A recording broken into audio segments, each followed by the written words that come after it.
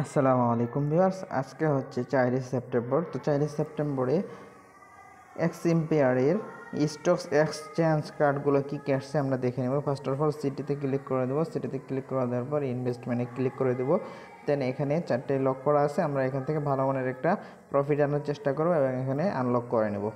দেন আজকের first card হলো লো রিস্কের মধ্যে আপনার ডায়মন্ড, ঠিক আছে। তো আমরা ফার্স্ট অফ অল এখানে ডায়মন্ডে ক্লিক করে দেবো। ক্লিক করে দেওয়ার পর এটা ফুল করে দেবো। ফুল করে দেওয়ার পর আই উইল বি লাকিতে ক্লিক করে দেবো। এখানে অলরেডি ডান হয়ে গেছে, আমাদের 46% প্রফিট আমরা পেয়েছি।